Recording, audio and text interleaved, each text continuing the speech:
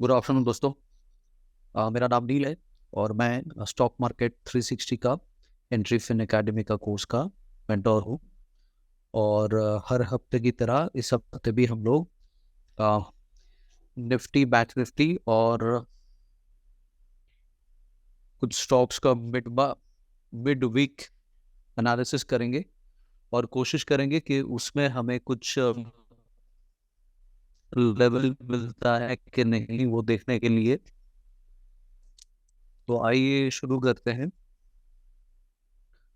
So the first जो हम लोग पहला चीज जो करेंगे वो है हम लोग चले जाएंगे निफ्टी में चले जाएंगे और निफ्टी का डेली चार्ट में चले जाएंगे, क्योंकि हम लोग टॉप डाउन एनालिसिस करते हैं और उसके बेसिस पे ही हम लोग देखेंगे कि निफ्टी और बैंक निफ्टी में क्या क्या लेवल हमें मिल सकता है।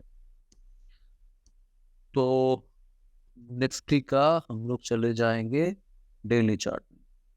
डेली में आज हमें एक बहुत अच्छा मूव देखने को मिला है, जो हमारा लास्ट लेवल था 21,000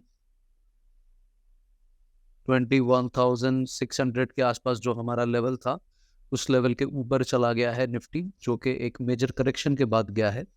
तो यहाँ पे हमारा करेक्शन हुआ था जो हमें देखने को मिला था 20 दिसंबर लास्ट वेडनेसडे को, जिसके बारे में मैंने बात भी किया था। और वो एक बहुत अच्छा ट्रेडिंग डे था, ट्रेंडिंग मार्केट था। उसके बाद वाले दिन में भी ये भी एक प्रॉफिटेबल डेट था 21 दिसंबर, क्योंकि काफ़ी रिकवरी हो गया था। निफ्टी काफ़ी नीचे जाने के बाद एकदम तुरंत ऊपर आ गया था। जो कि मैं हमेशा बोलता हूँ कि करेक्शन में खरीदना ज़्यादा ज़रूरी है, क्योंकि उसमें आपको नीचे खरीदने का, सस्ते में खरीदने का और आप ऊपर बेचने का एक मौका मिलता है। स्टॉक मार्केट बिल्कुल बाकी सारे मार्केट की तरह ऑपरेट करता है। जैसे हम लोग रोज़ाना ज़िंदगी में हमेशा कुछ सस्ते में खरीदना चाहते हैं, सस्ता पर अच्छा, और कुछ महंगा बेचना चाहते हैं। इंस्टीट्यूट भी वही सेम लॉजिक पे ऑपरेट करता है और हमें वो इंस्टीट्यूट का लॉजिक अपनाना है। हमें कोई भी स्टॉक को फियर ऑफ मिसिंग आउट या फोमो के हिसाब से चल के आगे जाके खरीदना नहीं चाहिए, क्योंकि हर स्टॉक मौका देता है। अगर आपके पास कोई वॉच लिस्ट ऐसे नहीं है, तो आप निफ्टी 50 या सेंसेक्स 30 को आराम से फॉलो कर सकते हैं, क्योंकि ये सब इंडेक्स में जो सारे स्टॉक का लिस्टेड होता है, वो इंडेक्स काफ़ी छानबीन के बाद उस स्टॉक को वहाँ पे लिस्टिंग करता है। आप निफ्टी 50 या सेंसेक्स 30 को सिलेक्ट कर सकते हैं। निफ्टी 50 या सेंसेक्स 30 या निफ्टी 100, ये सब जो स्टॉक्स होते हैं, कि ये सारे काफ़ी छानबीन के बाद फिर मतलब से भी अलाउ करता है कोई इंडेक्स में लिस्टिंग होने के लिए। तो अगर आपके पास कोई ऐसा वॉच लिस्ट नहीं है, तो आप इसी को एक वॉच लिस्ट मान के चल सकते हैं। दूसरा चीज़ है, अगर आपको मान लीजिए ऐसा 30-50 स्टॉक नहीं चाहिए, तो आप 5-7-10 अगर आपको चाहिए, तो आप बैंक निफ्टी को ले लीजिए। आप बैंक निफ्टी में जितने भी सारे बैंक स्टॉक्स हैं, आप उसमें कर सकते हो। उसमें आपका लिस्ट भी कम हो जाएगा। आपका लिस्ट जितना छोटा हो जाएगा, आपको स्टॉक ढूंढने में और उसका लेवल वगैरह ढूंढने में उतना ही आसान नहीं होगा। तो इसको कैसे स्टेप बाय स्टेप किया जाता है, ये हम लोग हमारे जो एंट्री स्टॉक मार्केट 360 कोर्स है, इसमें हम लोग डिटेल्ड तरीके में बताते हैं। एक एक सेशन में एक एक डेढ़ डेढ़ घंटे का सेशन होता है, जिसमें ये बताया जाता है। तो आइए शुरू करते हैं। हमारा जो बात कर रहे थे यहाँ पे निफ्टी। तो निफ्टी का जो लेवल है, तो निफ्टी के लाइक अगेन मतलब ऑल टाइम हाई में चला गया है प्राइस। तो अगर अभी आप खरीदने के लिए सोच रहे हैं, तो बिल्कुल मत खरीदिए। ये मेरा सजेशन नहीं, मेरा पर्सनल व्यू है। ऐसे खरीदने को तो आप बिल्कुल ही खरीद सकते हैं, ये तो आपका पैसा है, आपका मर्जी है। बट मैं एक सिस्टम की बात कर रहा हूँ कि आपको हमेशा थोड़ा करेक्शन के बाद खरीदना चाहिए। तो अगर आपको खरीदना था, तो मतलब अगर आपको निफ्टी में फिलहाल चलते हुए मार्केट में इन्वेस्ट करना था, तो एक आपका ये लेवल बन सकता था 21,285 से लेके 20,980, या 20,980 से लेके 21,281। ये एक अच्छा लेवल बन सकता था, जहाँ पे करेक्शन पे आप बाई कर रहे हैं, या तो जहाँ पे आपको एक टाइट मार्केट दिखे। जैसे हमारे यहाँ पे ये जो मार्केट हमें दिख रहा है, ये जो मार्केट हमें दिख रहा है on the day of Friday 22 23 को, या हमें जो मार्केट दिखा है 14 दिसंबर को, ये सब मतलब एकदम टाइट छोटे मार्केट है।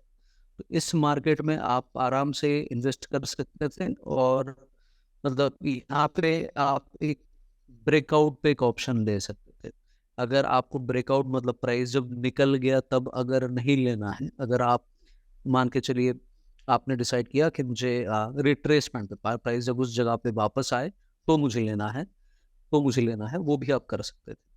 तो अभी फिलहाल हम लोग बात करते हैं कि what is the ideal size, मतलब एरिया फॉर ये जो एरिया है जहाँ से 21,000, तो निफ्टी एक अच्छा लेवल को टेस्ट करके गया है जहाँ पे आप एक सेफ बाई कर सकते थे, विच इज ये जो अपना रेजिस्टेंस लेवल था, इसको अभी एक बार टेस्ट करके गया है निफ्टी। तो दिस इज वन ऑफ, यहाँ पे फिर से प्राइस अगर रिटेस्ट करता है तो आप सोच सकते हैं कि हाँ यहाँ पे तो अगर आपको अपना प्रॉफिट बढ़ाना है तो आपको लॉस करना है, और लॉस के लिए आपको हमेशा छोटा एंट्री एरिया मार्क करना है कि जिसके नीचे चला जाए तो इमीडिएटली, तो सप्लाई लेवल का तो बात ही नहीं है क्योंकि ये सप्लाई लेवल के ऊपर चला गया है। सो 21,048 से लेकर 21,018 इस लेवल प्राइस अगर फिर से एक बार रिटेस्ट करता है तो आपको ये अच्छा खासा एक लो रिस्क ट्रेडिंग एरिया दे सकता है। ये हम लोग थोड़ा नीचे के टाइम फ्रेम में जाते हैं and will try to identify कि हमें नीचे और कौन कौन सा जोन अगर हमें कुछ मिलता है जहाँ पे हम लोग एक लो रिस्क बाइंग हम लोग कर सकते हैं, उसको एक बार देख लेते हैं। तो 4 आवरली लेवल पे हमें वही जो डेली वाला एरिया है वही मिल रहा है। हमें 3 आवरली लेवल पे मोटा मोटा वही लेवल है कि जहाँ पे रिटेस्ट करके प्राइस इस लेवल पे रिटेस्ट करके डिमांड बना के गया है। तो हम लोग थोड़ा सा इसको और मॉडिफाई करते हैं, और what could be our buying zone, because फिलहाल तो सेलिंग ऐसा सोच नहीं रहे हैं।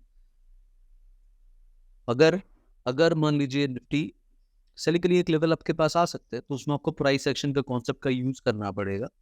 तो हम लोग एंट्रीफिन एकेडमी में जो हमेशा एक चीज बताते हैं कि आप कोई भी अगर सिस्टम को फॉलो कर रहे हैं, अगर आप प्राइस एक्शन को फॉलो कर रहे हैं, अगर आप ओपन इंटरेस्ट एनालिसिस को फॉलो कर रहे हैं, अगर आप पुट कॉल रेशियो को फॉलो कर रहे हैं, जिसको भी फॉलो करते हैं आप सारी चीज़ों को एक साथ में फॉलो मत कीजिए। आप कोई भी एक पर्टिकुलर चीज़ को फॉलो कीजिए, एक पर्टिकुलर सिस्टम को फॉलो कीजिए और उसी से ट्रेड कीजिए। हो सकता है आप मैक्सिमम, अगर आपको स्ट्रैटेजी में डाइवर्सिफिकेशन पसंद है, आप 2 या 3 मैक्सिमम आपका स्ट्रैटेजी रखिए, बट सबको क्लब मत कीजिए। जैसे मान लीजिए आपने सोचा कि मुझे निफ्टी में ट्रेड करना है, तो मेरा स्ट्रैटेजी ए जो है वो मैं प्राइस एक्शन के हिसाब से करूँगा, तो आप प्राइस एक्शन के हिसाब से ही वो कीजिए। अगर आपको लगता है कि नहीं मैं प्राइस एक्शन के हिसाब से नहीं, I am more comfortable on put call ratio analysis, तो आप पुट कॉल रेशियो एनालिसिस के हिसाब से कीजिए। अगर आपको लगता है कि नहीं मैं सबको डिमांड एंड सप्लाई में ट्रेड करना चाहता हूँ तो डिमांड एंड सप्लाई को ही फॉलो कीजिए, और 2 से 3 से ज़्यादा स्ट्रैटेजी मत रखिए, बिकॉज उसमें आपका हर एक चीज़ में आपका टेस्टिंग का, और मतलब आप ऐसा बिल्कुल मत कीजिए कि आप पुट कॉल रेशियो में एंटर कर रहे हैं और डिमांड एंड सप्लाई मान के एग्जिट कर रहे हैं, ऐसा मत कीजिए। तो एक आइडियोलॉजी फॉलो कीजिए, एक सिस्टम को फॉलो कीजिए। अगर आपका कोई मेंटोर है तो आप उस मेंटोर को फॉलो कीजिए। अब 10 लोगों का मतलब हर एक का अपना अपना स्टाइल होता है, और आपका जो ट्रेडिंग स्ट्रैटेजी या इन्वेस्टमेंट स्ट्रैटेजी होता है वो हमेशा एक एक इंसान की तरह होता है कि अगर आप एक एग्रेसिव इंसान है, डायनामिक इंसान है, तो आप शायद पसंद करेंगे कि मैं ब्रेकआउट में ट्रेड लेता हूँ, मैं थोड़ा ज़्यादा रिस्क ज़्यादा रिवॉर्ड में काम करूँगा। अगर आप एक बहुत ही कंजर्वेटिव ट्रेडर है या कंजर्वेटिव इन्वेस्टर है, तो आप शायद रिट्रेसमेंट को फॉलो करेंगे कि जब तक प्राइस उस लेवल पे आके टेस्ट नहीं करता है तब तक आप उसको काम करना नहीं चाहेंगे। अगर आप एक ऐसा कोई इन्वेस्टर या ट्रेडर है, बैलेंस्ड है, जिनको थोड़ा सा रिस्क भी चलेगा but at the same time safety भी चाहिए, तो ये अगर करेंगे तो आप फिर एक सपोर्ट एंड रेजिस्टेंस या कोई एक मतलब आप एक दो चीज़ों को एक साथ में क्लब कर लेंगे कि आपने सपोर्ट एंड रेजिस्टेंस या डिमांड एंड सप्लाई का एक लेवल आपने मेंटेन किया, उसके साथ मान लीजिए आप पुट कॉल रेशियो या आप ओपन इंटरेस्ट का जो एनालिसिस है वो कर रहे हैं, तो ये एक सपोर्टिंग हो गया and then you take your decision.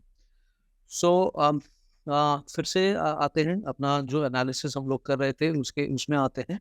और तो हमने देखा कि 3 आवरली लेवल पे भी एक सप्लाई लेवल पे एक डिमांड जोन बना के गया है, तो this could be a ideal level के वहाँ पे निफ्टी अपने आप को टेस्ट कर रहा है कि नहीं, वहाँ देखने के लिए। अच्छा, मान लीजिए आपको चाहिए कि नहीं मैं उतना देर तक रुक नहीं सकता हूँ, मुझे मुझे एंट्री करना ही है, मतलब market is growing up, so I am ready to test the risk. अभी हम लोग बात कर रहे थे कि अगर आप थोड़ा थोड़ा मतलब रिस्क टेकर है, rather aggressive is not the right word, but अगर आप एक रिस्क टेकर है तो आप क्या कर सकते हैं, आप ये जो 21,310 वाला लेवल है यहाँ से लेके 21,251 वाला लेवल, यहाँ पे आके आप प्राइस को टेस्ट करें, यहाँ पे आप ले सकते हैं। जैसे मान लीजिए यहाँ पे अगर एक इंडिसाइसिव कैंडल आपको मिला, एक डोजी मिला, एक हैमर मिला, ऐसा कुछ मिला, तो आप उसमें एक नीचे रिस्क लगा के अपना ट्रेड कर सकते हैं। प्लीज याद रखिए, अगर आप ये रूल फॉलो करेंगे, इसको कहते हैं वन कैंडल रूल, कि वन कैंडल कि मेरा रिस्क जो है वो वन कैंडल ही है, तो आप हमेशा फायदे में रहेंगे, आपका लॉस कम होगा। और फिर आप उसको 1:2, 1:3, 1:4 जो भी लेवल पे आप अपने रिस्क के हिसाब से ये कीजिए, पर आपका एक कैंडल अगर आपका रिस्क मतलब डिफाइन करता है तो आप हमेशा फायदे में रहेंगे। तो ये होता है सर। देन हम लोग एक 1 आवर लेवल पे चले जाते हैं और 1 आवर लेवल पे देखते हैं, तो 1 आवर लेवल पे भी, हाँ, तो 1 आवर लेवल पे जैसे मान लीजिए अगर आप कुछ स्विंग ट्रेडर टाइप के हैं, तो this is one of the level जहाँ पे आप सोच सकते हैं कि इस हफ्ते अगर निफ्टी यहाँ पे आके टेस्ट करता है और एक मतलब डिमांड लेवल बनाता है। अब डिमांड लेवल कैसे ढूंढना है, वो हमारा एंट्रीफिन एकेडमी में कुछ 4-5 सेशन का क्लास रहता है, वो मैं आपको यहाँ पे पहला चीज है कि सिखा नहीं पाऊंगा, और सिखाऊंगा कि भी तो इतने सारे लॉजिकल क्वेश्चन आएंगे वो मैं आंसर नहीं कर पाऊंगा, तो वो फिर हाफ हार्टेड नॉलेज से कि कुछ फायदा नहीं है। तो ये डिमांड एंड सप्लाई लेवल वाला जो ट्रेडिंग है, ये हम लोग एंट्रीफिन एकेडमी में हमारे कोर्सेज में सिखाते हैं। तो coming back to sorry the discussion or the marking of the level,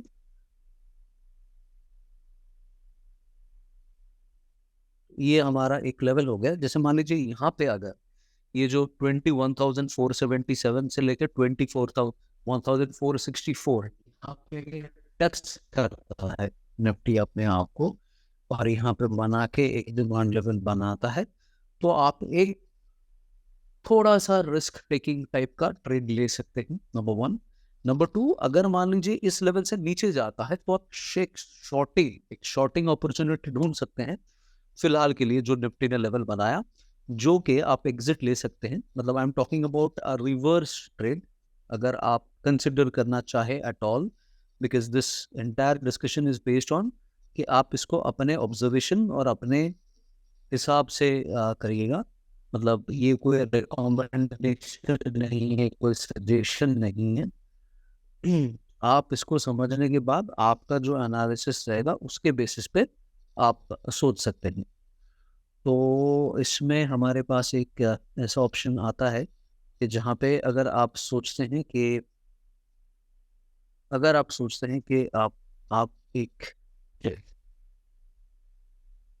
ऐसा यहाँ पे अगर शॉर्ट आपने किया और अपने यहाँ तक एक अगर रिवर्स ट्रेडिंग लिया जब प्राइस नीचे जा रहा है इस लेवल पे, तो आप एक यहाँ पे एक जब बनेगा ऐसा कुछ लेवल, तो आप एक शॉर्टिंग अपॉर्चुनिटी देख सकते हैं based on the current system, right. जहाँ पे आपका टारगेट 1 हो सकता है, मान लीजिए टारगेट 1 यहाँ पे हो सकता है 21,253 से लेके 21,304, और टारगेट 2 है आपका 21,000